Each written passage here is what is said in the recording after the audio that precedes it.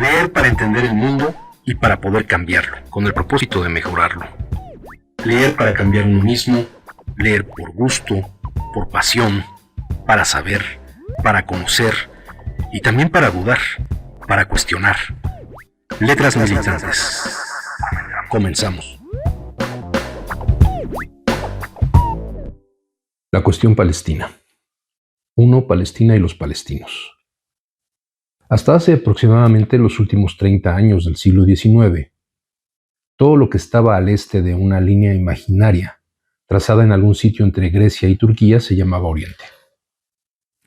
Como designación concebida en Europa, Oriente representó durante muchos siglos una mentalidad especial, como en la expresión la mentalidad oriental, así como una serie de especiales características culturales, políticas y hasta raciales, en nociones tales como déspota oriental o sensualidad, esplendor o impenetrabilidad orientales. Pero, sobre todo, Oriente representaba para Europa una especie de generalidad indiscriminada, asociada no solo a la diferencia y la otredad, sino también a espacios inmensos, masas indiferenciadas de gente, sobre todo de color, y a los lugares románticos y exóticos y el misterio de las maravillas de Oriente. Sin embargo, cualquiera que esté mínimamente familiarizado con la historia política de finales del periodo victoriano, sabrá que la enojosa y mayormente política cuestión oriental, como se llamaba, tendió a reemplazar a Oriente como objeto de interés.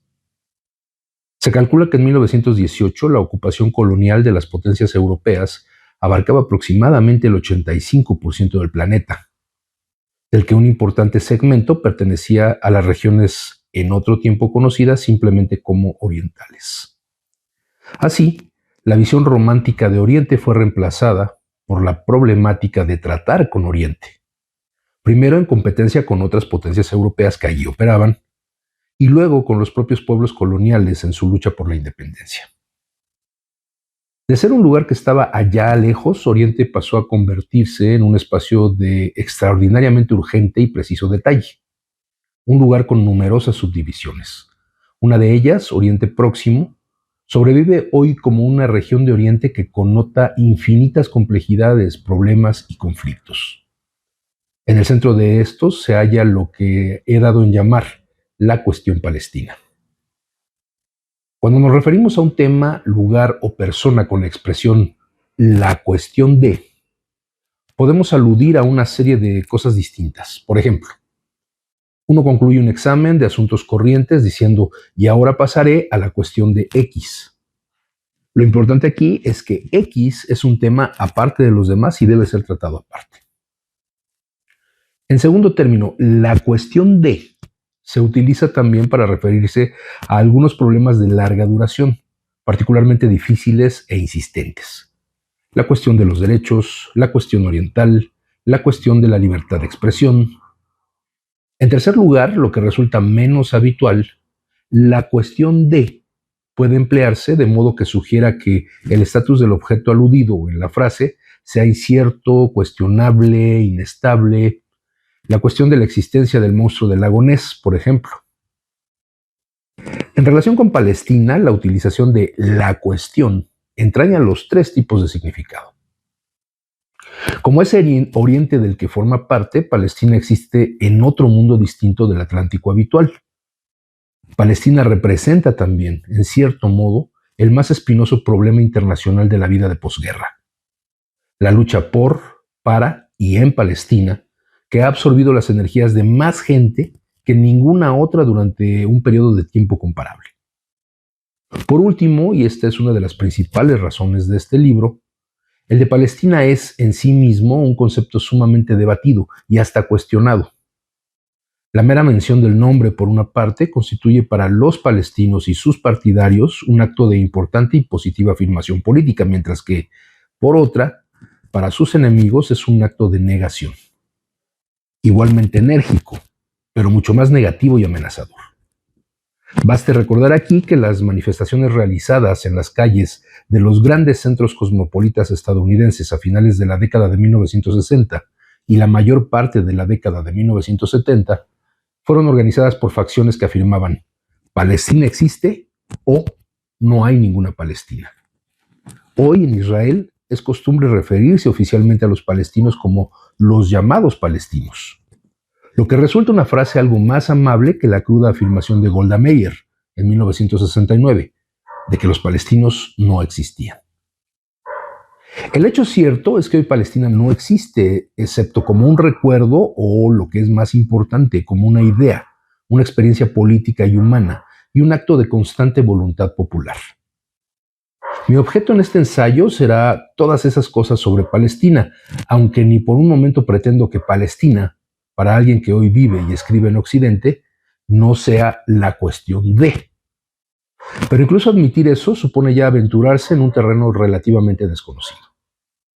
Para demasiadas personas que leen la prensa, que ven la televisión y escuchan la radio, que pretenden tener algo más que nociones de cultura política, que confían en las opiniones de los expertos en la controversia internacional, Oriente Próximo es esencialmente el conflicto, disputa, problema, lucha, etcétera, árabe-israelí y poco más. Obviamente existe un considerable reduccionismo en esa opinión, pero lo que en realidad tiene de malo es que la mayor parte del tiempo impide literalmente a Palestina tener algo que ver con el Oriente Próximo de hoy, que desde septiembre de 1978 parece estar absolutamente simbolizado por la imagen de Menachem Begin, Anwar el-Sadat y Jimmy Carter encerrados juntos en Camp David. Gran parte de la bibliografía sobre Oriente Próximo, al menos hasta 1968, produce la impresión de que la esencia de lo que ocurre en Oriente Próximo es una serie de guerras interminables entre un grupo de países árabes e Israel. Que haya habido una entidad llamada Palestina hasta 1948, o que la existencia de Israel, su independencia, como suele decirse, fuera el resultado de la erradicación de Palestina, la mayoría de las personas que siguen los acontecimientos de Oriente Próximo son más o menos ignorantes o inconscientes de estas verdades incuestionables. Pero lo más importante es la constante ilusión o ignorancia de la existencia actual de aproximadamente 4 millones de árabes musulmanes y cristianos que se identifican a sí mismos y son identificados por otros como palestinos. Ellos constituyen la cuestión palestina. Y si no hay ningún país llamado Palestina, no es porque no haya palestinos, los hay. Y este ensayo es una tentativa de presentar su realidad al lector. Bienvenidas, bienvenidos, esto es Letras Militantes y el día de hoy estamos abordando un texto básico sobre la cuestión palestina que se titula igualmente La cuestión palestina de Edward Said. Edward Said pues es un intelectual muy importante, un experto en este tema. De entrada, pues él es nacido en Palestina y me voy a permitir leer un poco de su biografía que viene justamente en este libro, La cuestión palestina. Edward W. Said nació en Jerusalén en 1935, de donde saldría con su familia tras la creación del Estado de Israel y la derrota árabe de 1948. Pasó parte de su juventud en el Líbano y el Cairo. A principios de la década de 1950 viajó a Estados Unidos para realizar estudios superiores. Completó su licenciatura en Princeton y su doctorado en Harvard. Ante la imposibilidad de retornar a Palestina, fijó su residencia en este país, donde ejerció como profesor de literatura inglesa y comparada en la Universidad de Columbia, Nueva York, convirtiéndose en uno de los críticos literarios y culturales más importantes del siglo XX. Entre su numerosa e importante obra destacan Orientalismo, un clásico entre los estudios culturales y literarios, Representación del intelectual, Cubriendo el Islam, Reflexiones sobre el exilio, Crónicas palestinas, Paralelismos y paradojas, y Las memorias fuera de lugar, publicadas por la editorial Debate. Pero la labor de Said en defensa de los derechos palestinos no se ha reducido al terreno puramente intelectual, sino que formó parte del Consejo Nacional Palestino hasta 1991 e hizo de intermediario entre Estados Unidos y la Organización para la Liberación de Palestina, la OLP, en la tentativa de buscar una solución negociada al conflicto. El profesor Said, premio Príncipe de Asturias de la Concordia en 2002, falleció en septiembre de 2003. Y bueno, este texto, que repito es un clásico, es un texto muy necesario para conocer la historia de este conflicto. Bueno, fue escrito a finales de la década de los 70, principios de los 80, y es a manera de ensayo este acercamiento que hace el maestro Said a la situación, al conflicto en Palestina. Y lo hacemos hoy, el día que se está grabando el programa, es el Día Internacional de la Solidaridad con Palestina, día instituido paradójicamente por la propia ONU, la Organización de las Naciones Unidas, que hoy pues no está haciendo gran cosa frente al genocidio que el Estado sionista de Israel está cometiendo en contra de los habitantes palestinos de este territorio que ha estado en pugna ya desde la primera mitad del siglo XX y que incluso, como veremos en parte de esta lectura, tiene una historia todavía más atrás. El día de hoy, igualmente que estamos grabando el programa, va a tener lugar la movilización en solidaridad con el pueblo palestino. Vamos a marchar del Zócalo, del Monumento a la Independencia, del Ángel de la Independencia, al Zócalo de la Ciudad de México. Y bueno, pues nos parece muy importante, como parte de estos trabajos que nuestro Sindicato Mexicano de Electricistas viene haciendo en solidaridad con el pueblo palestino, pues nos parece de fundamental importancia pues utilizar todos los medios a nuestro alcance, todos los espacios con los que contamos para hacer más fuerte esta solidaridad, generar conciencia sobre este conflicto, porque desgraciadamente pues se tiene,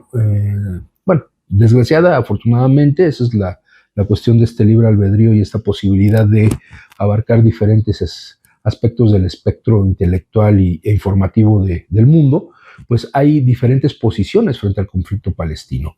Creo que nosotros somos muy claros al decir que no apoyamos, en definitiva, las acciones terroristas.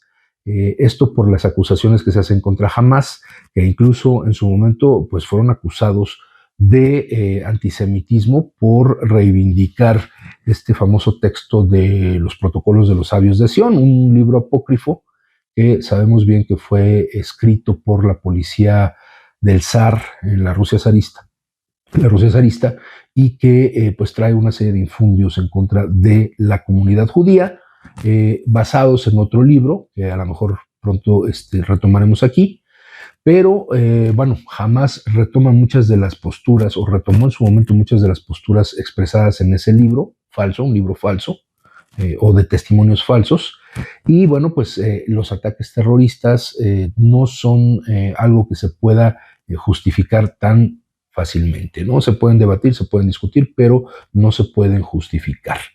Lo que no apoyamos tampoco es ese terrorismo de Estado, de esta hay que decirlo, de esta farsa que se hace llamar el Estado de Israel, que no es más que una ocupación de este sector sionista, que aprovechando pues parte de la historia trágica de la posguerra, a partir de la Segunda Guerra Mundial, de la persecución que ha habido contra la comunidad judía a lo largo de la historia, bueno, aprovechando eso y chantajeando al resto de los estados, emparenta el sionismo con el judaísmo, cuando debe quedarnos muy claro que son cosas distintas. El judaísmo, incluso en comunidades establecidas en países como Estados Unidos, Argentina y en el caso de México, hay un sector muy grande del judaísmo que no está a favor del sionismo, porque iría en contra justamente de sus creencias como comunidad judía. Hay que recordar que el judaísmo es propiamente una cultura, y una cultura que viene de una creencia religiosa.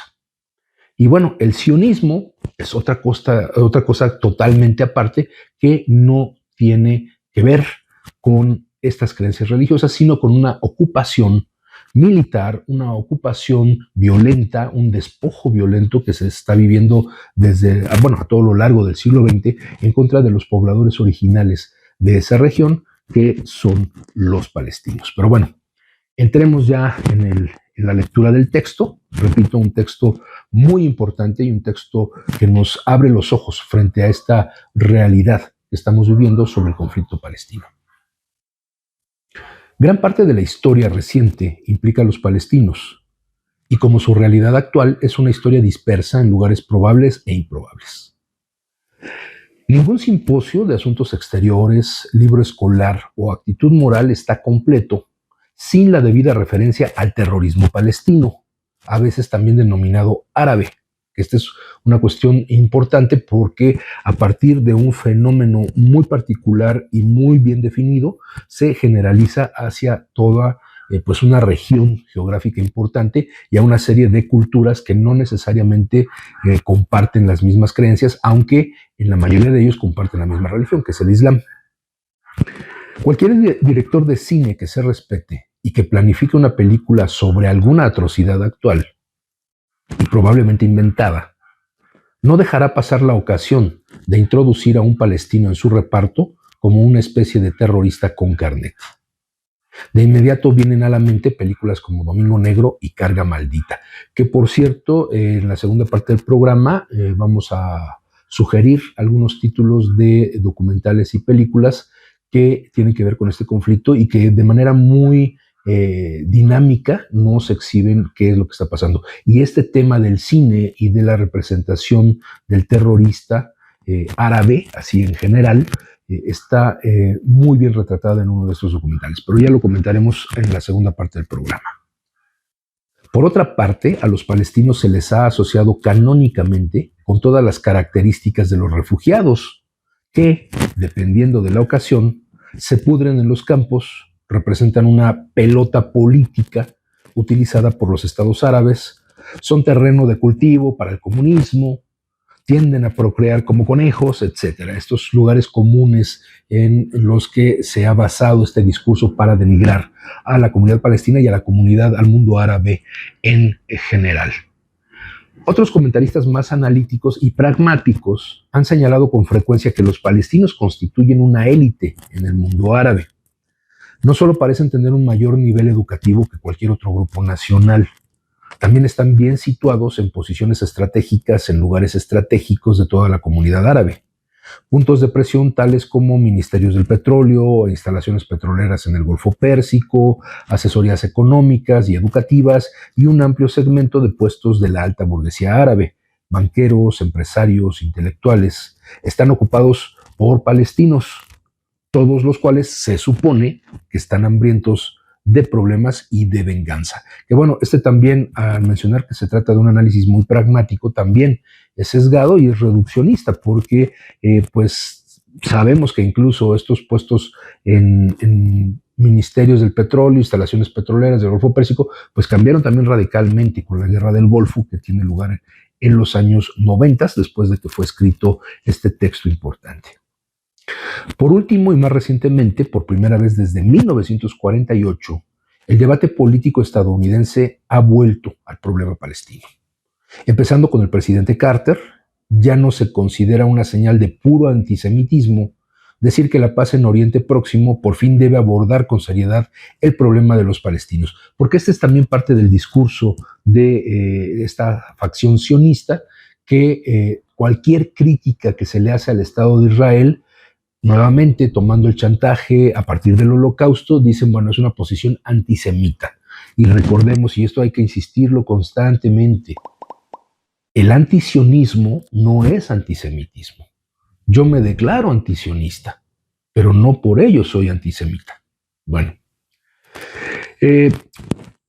la de la patria palestina y la espinosa cuestión de la representación palestina en las conferencias de paz propuestas son asuntos enormemente importantes que ahora debe afrontar la conciencia pública. Debido a su primera aparición desde 1948 como tema independiente en la agenda de la Asamblea General de la ONU en 1974, encarnada en la controvertida presencia allí de Yasser Arafat, la cuestión palestina ha irritado y ha penetrado en la conciencia general de un modo nuevo y posiblemente propicio, por más que la autodeterminación palestina se hubiera votado ya afirmativamente en las Naciones Unidas en 1969. Regresemos a lo que mencionaba yo al principio. El Día Internacional de Solidaridad con Palestina lo instituye la propia ONU. Y entonces en 1969 menciona la resolución 2535B de la Asamblea General, expresaba su seria preocupación porque la negación de los derechos palestinos se ha visto agravada por los supuestos, así lo dice la ONU, actos de castigo colectivo, detención arbitraria, toques de queda, destrucción de casas y propiedades, deportación y otros actos represivos contra los refugiados y otros habitantes de los territorios ocupados, condición que sigue ocurriendo. Más de medio siglo después de esta resolución de la ONU, es la constante en la actividad del Estado sionista de Israel. Y luego pasaba a reafirmar los derechos inalienables del pueblo de Palestina. Ojo, estaba mencionando que eran derechos inalienables. Sin embargo, la ONU ha permitido que se dé esta violación, dándole manga ancha tanto al propio Israel como a Estados Unidos, Gran Bretaña y otros países que han estado apoyando estas acciones en contra del pueblo de Palestina. Un año más tarde, la resolución 2627C reconocía que el pueblo de Palestina es acreedor a la igualdad de derechos y la autodeterminación en consonancia con la Carta de las Naciones Unidas. Cuando se da este conflicto en la década de los 40, 50, una de las determinaciones que se toma es justamente a partir de la ONU la creación de dos estados. El Estado de Israel, que bueno, pues ya estaban adentro, esa fue la visión que tuvieron, ya están adentro y hay que darle su estado, y el reconocimiento del Estado de Palestina. Sin embargo, el Estado de Palestina no ha sido reconocido aún. Y eso es un grave daño a los derechos de esta comunidad de nuestros hermanos palestinos. A pesar de estas inequívocas decisiones, los palestinos siguen siendo un pueblo especializado en servir básicamente como un sinónimo de problemas infundados, estúpidos y gratuitos. Y esto lo dice con bastante ironía, ¿no? Bastante sarcasmo. No se marchan como deberían hacer. No aceptan la suerte de otros refugiados, que al parecer simplemente se han resignado a ser refugiados y por lo tanto se contentan con serlo. Ellos causan problemas. Se citan las recientes crisis que implican a los palestinos en el Líbano y Jordania como casos que demuestran este hecho. Y si el comentarista resulta ser algo más sofisticado, también puede aludir al hecho de que los palestinos forman parte de lo que es indudablemente un acontecimiento terrible, el resurgimiento del Islam. Que esto también se aprovechó a principios de los 90 con la caída del bloque socialista, del bloque comunista, con la desaparición de la Unión Soviética. Se generaron todos estos textos políticos de supuesto análisis que hablaban de un choque de civilizaciones. Fukuyama y otros autores pues hablaban de que ahora el gran choque sería entre esta mentalidad primitiva, esta mentalidad salvaje, esta mentalidad violenta del Oriente contra pues la democracia, las instituciones bien formadas en el Occidente, Europa y Estados Unidos, y que bueno, lo que íbamos a presenciar era un choque de civilizaciones, que bueno, ha sido auspiciado por estas propias potencias que se dicen muy civilizadas. Y lógicamente el Islam se convierte en el nuevo enemigo de Occidente. Antes eran, incluso durante la Segunda Guerra Mundial, los enemigos eran los nazis y los fascistas de Italia y el Imperio japonés. Se acaba la Segunda Guerra Mundial, viene la Guerra Fría, el enemigo es el bloque soviético, los rusos y sus países satélites, como si Estados Unidos no tuviera países satélites, incluido México en esa época.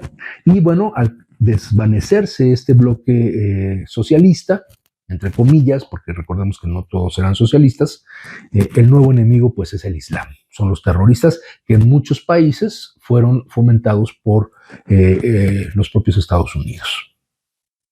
Según esta visión un tanto paranoica, si hasta el presidente de Estados Unidos se refiere al problema palestino como parte de una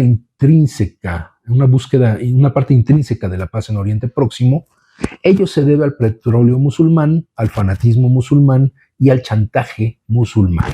O sea, lo trasladaron al terreno de achacarles a ellos esa problemática. Y aquí hay un elemento que no hay que perder de vista, el petróleo.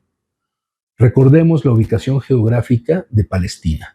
¿En qué punto entre el continente africano, el resto de Asia, Oriente Próximo, como le llama el maestro Said, y Europa, en donde se encuentra esta región en conflicto? Y no olvidemos, como mencionamos en el programa que dedicamos a la geopolítica, que la ubicación geográfica y los recursos con los que cuenta esa zona son fundamentales para determinar quién quiere dominarlos y para qué. Es una zona de paso, es la construcción de oleoductos muy importantes que grandes corporativos de Europa, principalmente italianos, están buscando generar para conectar con Turquía y hacer una especie de hub, le llaman un hub energético que traiga el petróleo desde el continente africano, desde Oriente Medio y hacia Europa. Entonces, no olvidemos esa ubicación privilegiada de Palestina y de este estado intervencionista de Israel. Lo que todo este material enmascara, en parte, es algo totalmente inabordable, algo que se resiste absolutamente a cualquier teoría, a cualquier explicación simple, a cualquier exposición de sentimientos o actitudes. Me refiero al sencillo e irreductible núcleo de la experiencia palestina durante los últimos 100 años.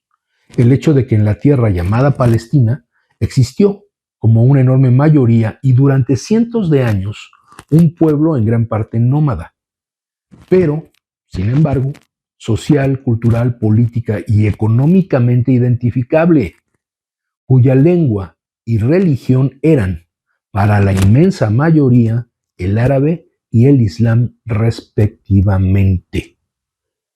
Como dicen en las áreas jurídicas, primero en tiempo, primero en derecho, y los árabes islámicos que habitaron desde hace siglos esa zona son los que tienen esa predominancia y ese derecho de establecerse y de organizarse como un Estado.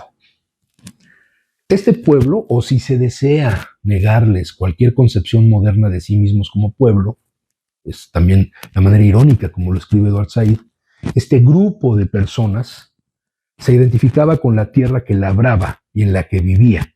Bien o mal es irrelevante. Tanto más después de que se tomara la decisión casi totalmente europea de repoblar, reconstituir y reconquistar dicha tierra para los judíos, a los que se llevaría hasta allí de otras partes. Como cualquiera puede determinar, no se ha dado ningún caso de ningún gesto palestino significativo encaminado a aceptar esta moderna reconquista o aceptar que el sionismo haya expulsado permanentemente a los palestinos de Palestina. Siendo así, la realidad palestina estaba ayer, está hoy y muy probablemente estará mañana, casi 50 años después de que se escribió este texto. Pero es más probable que permanezca la resistencia inversa que ha caracterizado al sionismo y a Israel desde el principio, la negativa a admitir y la consiguiente negación de la existencia de los árabes palestinos, que no son simplemente una inoportuna molestia, sino una población con un vínculo indisoluble con la tierra.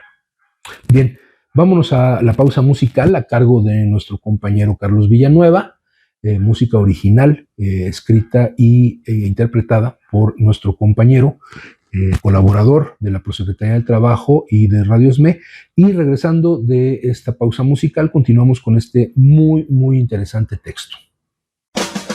Estás escuchando Letras Militantes.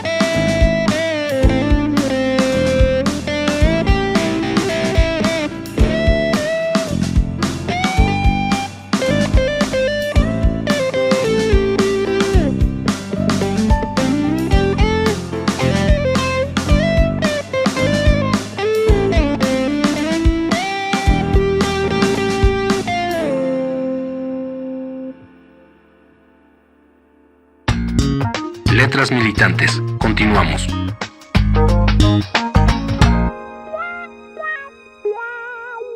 Ya estamos de vuelta en Letras Militantes después de la pausa musical para continuar con este importante texto, La cuestión palestina, de Edward Said. Y como mencioné en la primera parte del programa, hay otros elementos, no solamente los textos, que son muy importantes, son muy necesarios, sino que también hay mucho trabajo audiovisual elaborado a lo largo de los años que pues busca darle esa visibilidad a la lucha del pueblo palestino, que generalmente es opacada, es minimizada por la cobertura que se le da al discurso del propio Estado de Israel y que, pues, lógicamente permea en todos los medios a nivel global. En días pasados se hizo un evento, un foro, un encuentro entre organizaciones solidarias con Palestina, que tuvo su sede en el auditorio Ernesto Velasco del ESME, y ahí tuve la oportunidad de conseguir algo de material que, bueno, yo no conocía en lo particular, aunque por otras fuentes sí tenía yo las referencias a lo que se cuenta en estos documentales y que son muy importantes y muy interesantes de ver. Decíamos en la primera parte del programa de cómo las películas, el cine, se ha convertido en el principal medio para adoctrinar a la gente. Y en ese sentido, este documental me parece muy, muy importante. Se llama Cómo Hollywood vilipendia a los árabes y es un recorrido que hace el doctor Jack Shaheen. Este doctor hace un análisis de la historia del cine y cómo es utilizada la imagen, la representación de los árabes desde el propio cine mudo hasta las últimas producciones hollywoodenses del siglo XXI. Y es, pues, francamente incómodo darse cuenta cómo nos hemos tragado esta imagen de los árabes, cómo se va haciendo parte de nuestra idiosincrasia, el ver a los árabes como un pueblo pues sumamente peligroso, violento, intenso, también inculto, etcétera, cosas que pues los propios hechos históricos desmienten, ¿no? Si las matemáticas como hoy las conocemos, la filosofía occidental, si hoy la conocemos es gracias a los árabes, que la rescataron de ese periodo de oscurantismo en que la religión cristiana pues buscó hacer de lado la filosofía y el pensamiento crítico. En fin, es muy importante, muy interesante este documental, Cómo Hollywood vilipendia a los árabes. Hay otro también muy interesante para entender cómo se da este proceso de ocupación del territorio de Palestina a partir de pues toda una ideología formada por grupos de poder económico, que no se diferencian gran cosa del fascismo alemán, italiano, español del siglo XX también, que fueron los sionistas. O sea, ellos incluso, y por aquí viene alguna referencia en ese sentido en el texto de Said, ellos se manejan en términos muy similares a los del discurso del nacionalsocialismo del partido nazi. Y este documental se titula La historia sionista. Es un documental de René Berelovic, que es judío y que hace esta denuncia sobre el sionismo. Y finalmente un documental pues sumamente entrañable, muy duro, muy fuerte, y es un testimonio de primera mano del sufrimiento del pueblo palestino. Se llama 5 cámaras rotas y es una recopilación que hace a través de los años uno de los habitantes de Palestina. Tiene como ejes, pues lógicamente, la ocupación del Estado de Israel y cómo van avanzando, cómo van destruyendo, ocupando los territorios, y el otro eje es su propio hijo, cómo va creciendo y va perdiendo la inocencia de este niño frente a las acciones inhumanas de las tropas israelíes, de los corporativos que construyen estos edificios, que arrasan la tierra de los palestinos, les quitan sus propiedades, derrumban sus casas, queman los campos de olivos en donde ellos pues están dedicados a la tierra, y pues finalmente asesinan a sangre fría a muchos de estos palestinos que protestan pacíficamente.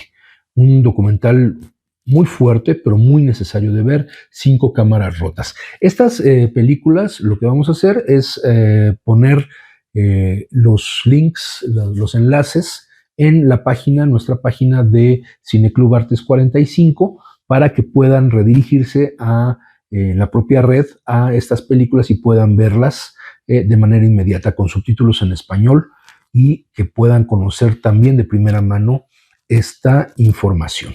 Bueno, vamos a continuar con el texto de Edward Said. Recordemos la cuestión palestina.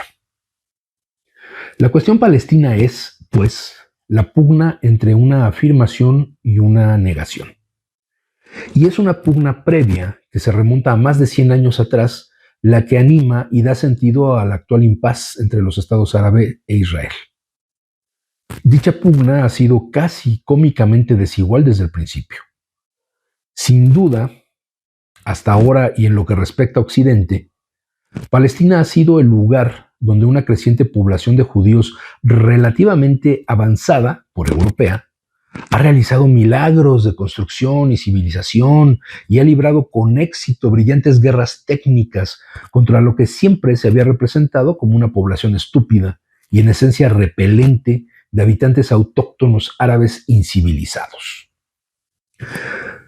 No cabe duda de que la pugna en Palestina ha sido entre una cultura avanzada y que avanza y otra relativamente atrasada y más o menos tradicional, pero debemos tratar de entender cuáles fueron los instrumentos de esta pugna y cómo configuraron la historia posterior, de manera que hoy esa historia parezca confirmar la validez de las reivindicaciones sionistas sobre Palestina, denigrando así las reivindicaciones palestinas. En otras palabras, debemos entender la lucha entre los palestinos y el sionismo como una lucha entre una presencia y una interpretación, donde la primera parece estar constantemente doblegada y erradicada por la segunda. ¿Cuál era esa presencia? Por muy atrasados, incivilizados y silenciosos que fueran, los árabes palestinos estaban en esa tierra. Ojéese cualquier relato de viajes a Oriente del siglo XVIII o XIX. Chateaubriand, Mark Twain, Lamartine, Nerval, Disraeli, y se encontrarán crónicas sobre los habitantes árabes del territorio de Palestina. Según fuentes israelíes, en 1822 no había más de 24,000 judíos en Palestina, y este es un dato que hay que subrayar.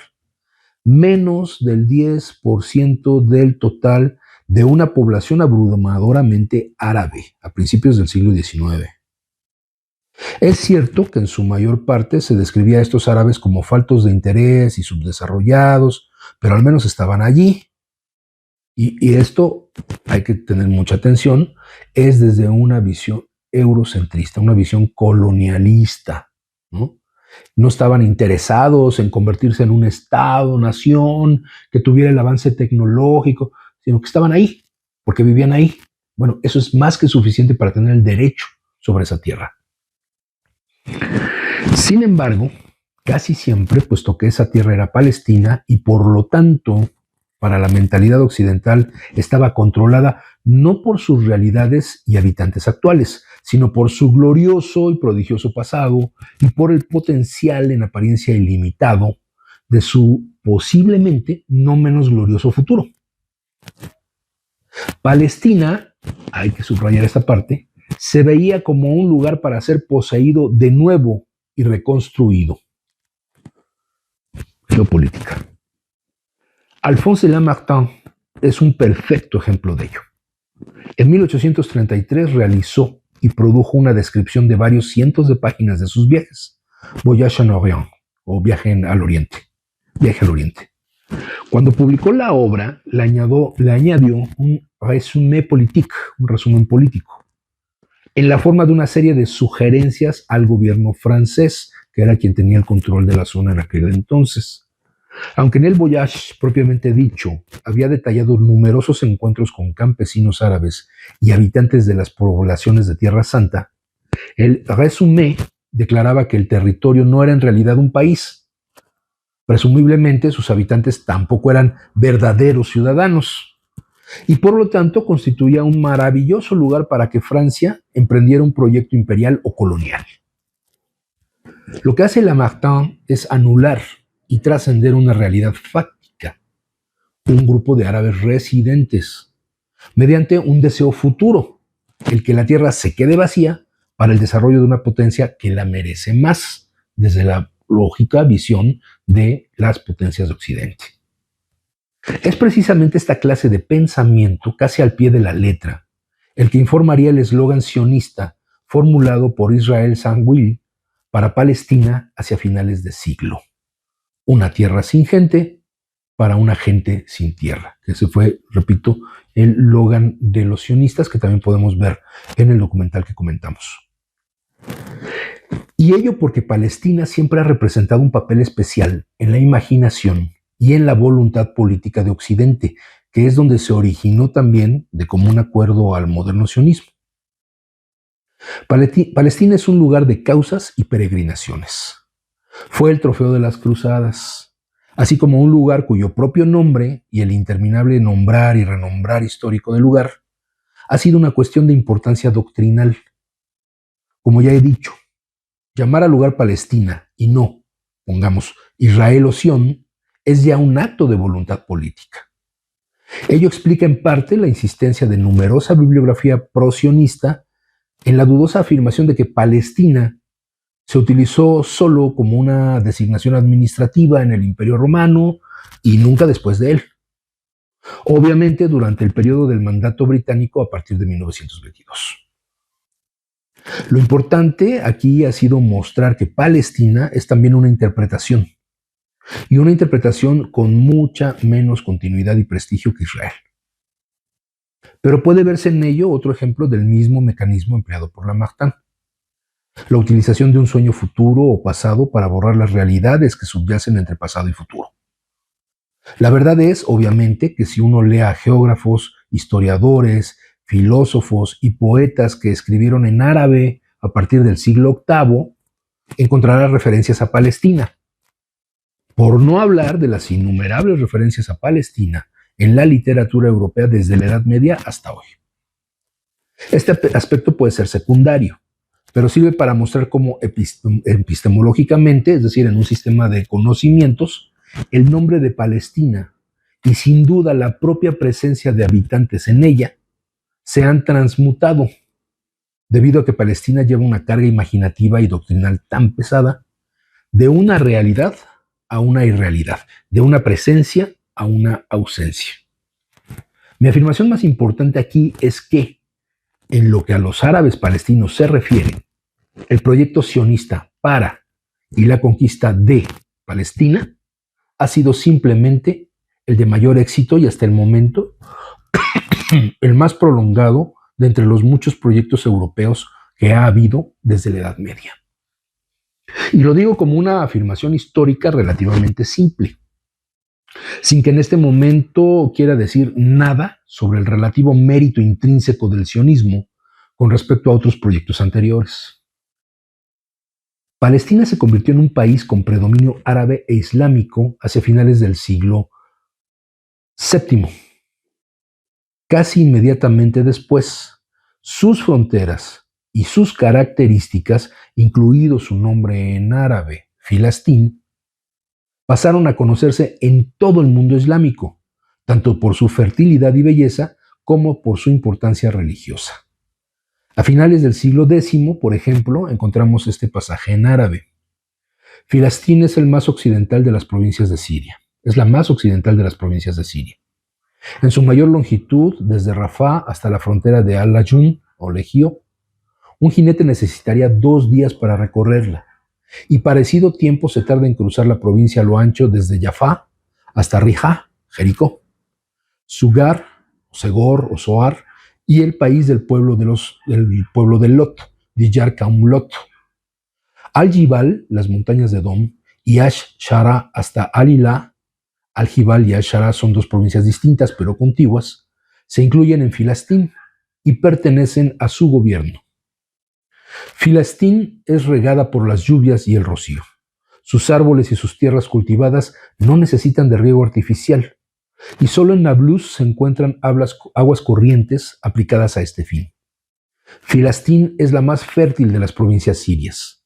Su capital y mayor ciudad es Ar-Ramlah, pero la ciudad santa, Jerusalén, le sigue muy de cerca en tamaño.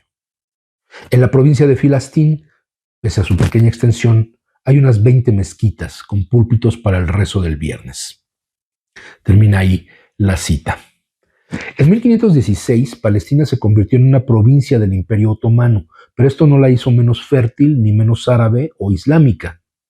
Un siglo más tarde, el poeta inglés George Sandys hablaba de ella como una tierra en la que manaba leche y miel, en medio, como si dijéramos, del mundo habitable, y con un clima templado, adornada por hermosas montañas y exuberantes valles, con rocas que producen aguas excelentes y sin ninguna parte desprovista de deleite o de beneficio. Todos los recursos estaban ahí en Palestina. Tales descripciones persisten de forma profusa durante los siglos XVIII y XIX, no solo en relatos de viajeros, sino también a finales del siglo XIX en los informes científicos trimestrales publicados por el Fondo de Exploración de Palestina, una institución británica. Pese a la constante llegada a Palestina de colonos judíos a partir de 1882, es importante tener en cuenta que hasta unas pocas semanas antes de la creación de Israel, en la primavera de 1948, nunca hubo allí otra cosa que no fuera una inmensa mayoría árabe. Así, por ejemplo, en 1931, la población judía era de 174.606 habitantes, frente a un total de 1.033.314. En 1936, el número de judíos había aumentado a 384.078 y la población total a 1.366.692. En 1946 había 608.225 judíos, en una población total de 1.912.112 habitantes. En todas estas estadísticas, los nativos, entre comillas, resultaban fácilmente distinguibles de los colonos que llegaban. Pero ¿quiénes eran esos nativos? Todos ellos hablaban árabe y eran principalmente musulmanes suníes, aunque una minoría de ellos eran cristianos, drusos y musulmanes chiíes, todos los cuales hablaban también árabe. Aproximadamente el 65% de los árabes palestinos eran agricultores que vivían en unos 500 pueblos, donde se plantaban cultivos bajos, además de frutas y hortalizas. Las principales ciudades palestinas, Nablus, Jerusalén, Nazaret, Acre, Jaffa, Jericó, Ramallah, Hebrón y Haifa, fueron construidas en su mayoría por árabes palestinos, que siguieron viviendo allí aún después de que las usurpadoras colonias sionistas se ampliaran hasta muy cerca. Había también una respetable clase intelectual y profesional palestina, una pequeña industria incipiente y una conciencia nacional altamente desarrollada. La moderna vida social, económica y cultural palestina se organizaba en torno a las mismas cuestiones de independencia y anticolonialismo predominantes en la región, con la diferencia de que los palestinos hubieron de luchar más o menos a la vez contra el legado del dominio otomano, luego del colonialismo sionista y luego del mandato británico después de la Primera Guerra Mundial. Todos los árabes palestinos, casi sin excepción, se sentían parte del gran despertar árabe surgido en los últimos años del siglo XIX. Y fue ese sentimiento el que dio aliento y coherencia a una historia moderna por lo demás perturbadora. Escritores e intelectuales palestinos como Hakam Darwasi, Jalil Sakakini, Jalil Beidas y Najib Nazar, organizaciones políticas como la Futuwa y Nayada, los altos comités árabes y la Liga de Liberación Nacional Árabe, que sostenía que la cuestión palestina solo se podía solucionar por los árabes y judíos juntos. Todos ellos formaron grandes bloques nacionalistas entre la población. Canalizaron las energías de la comunidad palestina no judía, Crearon una identidad palestina opuesta igualmente al dominio británico y a la colonización judía, y consolidaron el sentimiento palestino de pertenencia basado en la continuidad de residencia de un grupo nacional claramente diferenciado, con su propia lengua, el dialecto árabe palestino, y su propio sentido comunitario concreto, amenazado en particular por el sionismo. Desde que se iniciara en serio la planificación sionista de Palestina, es decir, aproximadamente desde el periodo contemporáneo e inmediatamente posterior a la Segunda Guerra Mundial, puede detectarse el creciente predominio de la idea de que había que construir Israel sobre las ruinas de esta Palestina árabe.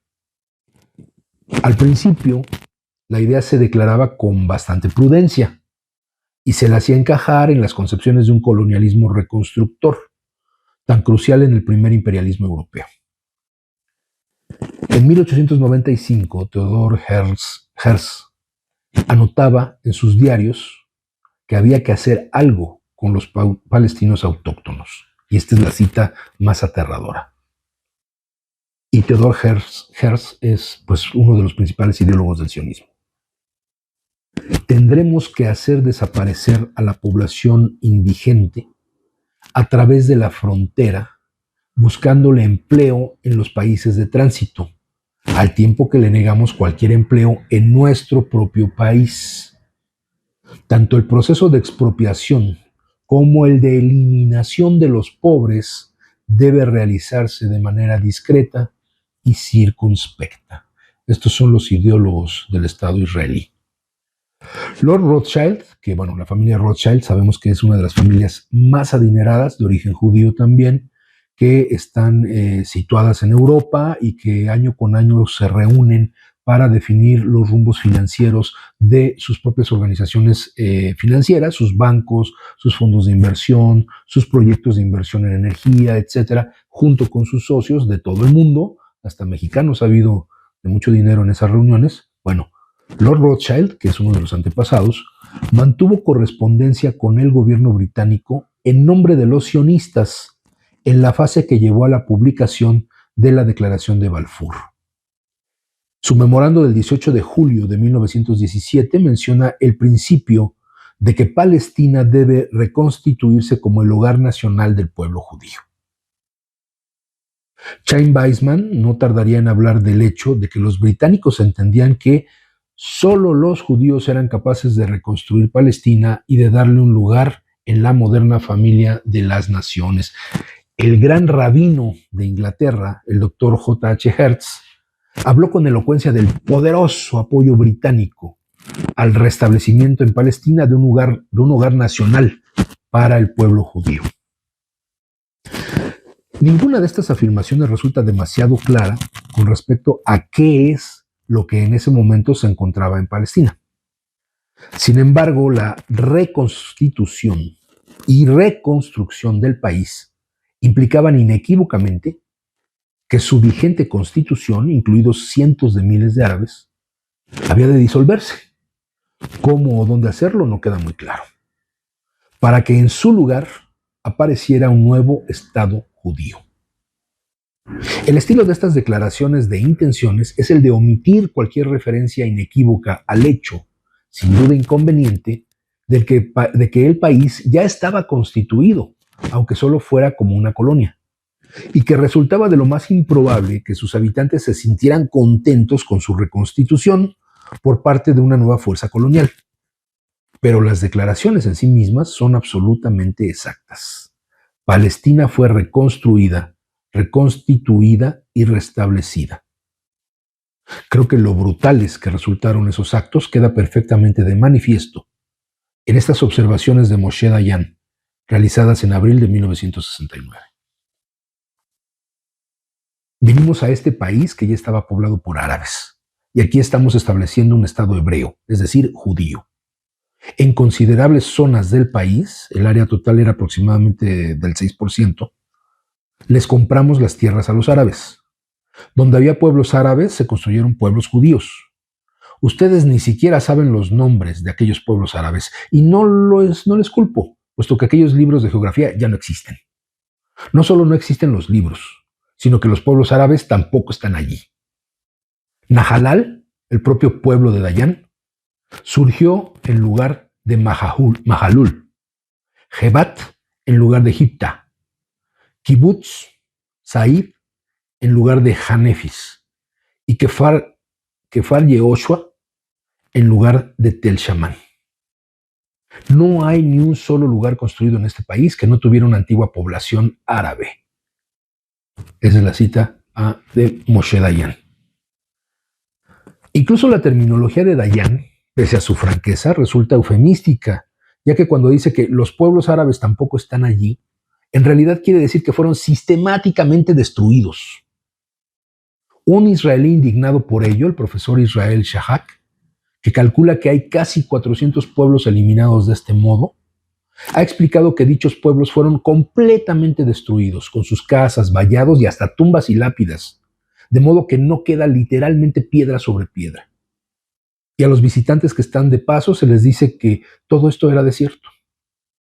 No deja de haber cierta desagradable congruencia en el hecho de que tras la ocupación israelí de Gaza y Cisjordania en 1967, se trasladara allí la misma política de destrucción. Según el Sunday Times de Londres del 19 de junio de 1977, a finales de 1969 se habían arrasado 7.554 casas árabes y en agosto de 1971 se habían demolido 16.212. Pero eso no era todo. Según los cálculos más precisos realizados hasta la fecha, en 1948 hubo aproximadamente 780.000 árabes palestinos desposeídos y desplazados para facilitar la reconstrucción y reconstitución de Palestina. Son los refugiados palestinos que hoy suman bastante más de 2 millones. Y finalmente, debemos añadir que los árabes que desde 1967 permanecen en los territorios ocupados, que Menachem Begin asegura haber liberado, totalizan una cifra de 1.7 millones, de los cuales 500.000 forman parte del Israel anterior a 1967. La transformación de Palestina, que dio origen a Israel, ha sido un proyecto extraordinariamente costoso, sobre todo para los árabes palestinos. Aterrador, perturbador, muy fuerte lo que nos comenta Edward Said en este texto sobre la cuestión palestina. Y son datos que están ahí, son datos históricos, son fuentes reales, que pues lógicamente toda esta campaña mediática, todo este poder mediático que tiene el Estado de Israel asociado pues con sus aliados, Estados Unidos, Inglaterra, Francia, etcétera. Incluso aquí en nuestro país también hay una fuerza muy extendida de la comunidad judía sobre los medios de comunicación. Bueno, pues se han encargado de ocultar, de minimizar esta información histórica. Y eso es lo que nosotros tenemos que buscar en estos recodos, en estos espacios en donde aún está la información. Y hoy, gracias a las redes sociales y gracias al Internet, es posible encontrar estas fuentes originales, estas referencias bibliográficas importantes para hacernos de ese criterio, porque muchas veces pensamos, pues, ¿en qué nos afecta? Eso está ocurriendo a miles de kilómetros de distancia. Pero eso es resultado de una política global que busca despojar a los pueblos. En nuestro país hace falta, hay que decirlo, hace falta una posición más decidida y más destacada sobre esta situación del pueblo palestino. Y por eso, uno de los acuerdos de este encuentro que tuvimos de organizaciones es seguir exigiéndole al Estado mexicano que rompa relaciones con el Estado de Israel. El Estado de Israel es un Estado genocida, es un Estado colonialista, es un Estado discriminador, es un Estado que está repitiendo las técnicas del fascismo alemán de antes de la Segunda Guerra Mundial. No olvidemos eso. La manera como los judíos fueron despojados de sus posesiones, de sus casas, y fueron enviados a estos guetos en donde eran controlados militarmente y se les permitía salir o entrar según las condiciones que dictara el propio gobierno alemán, es lo mismo que está haciendo Israel en Palestina. Y recordemos, no es lo mismo, y con esto terminamos este programa, no es lo mismo el sionismo que el judaísmo. Y por eso debemos pronunciarnos en contra del sionismo. Y eso no nos hace antisemitas ni antijudíos. Bien, pues en unas horas estaremos marchando para apoyar a Palestina, y cuando se transmite este programa estaremos, ya teniendo datos de qué pasa con esta intentona, haciendo el paralelismo, esta intentona por despojarnos de nuestras instalaciones del Sindicato Mexicano de Electricistas por parte de estos exmiembros, gente ajena, sectores que, como lo dijo el propio presidente López Obrador, hay sectores dentro de su gobierno que no quieren que se solucione el conflicto del ESME y que lógicamente están actuando en correspondencia con esa mentalidad, y lo que están haciendo pues es llevar a cabo esta judicialización de nuestro conflicto, utilizando esta técnica que ya mencionamos en algún programa, el lawfare, el utilizar las leyes para deslegitimar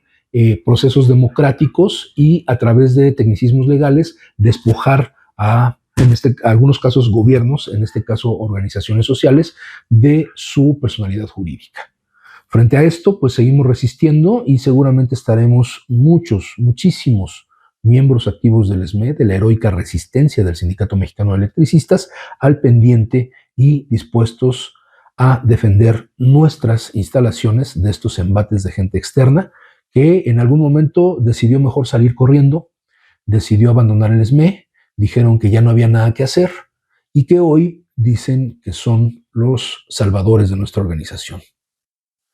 Qué sionista suena esa posición de estos personajes.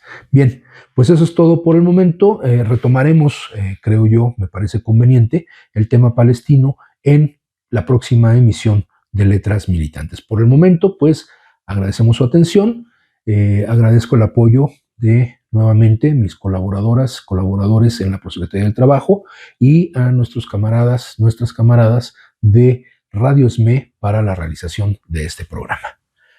Que tengan muy buena semana y nos vemos por acá la próxima. Gracias y hasta luego.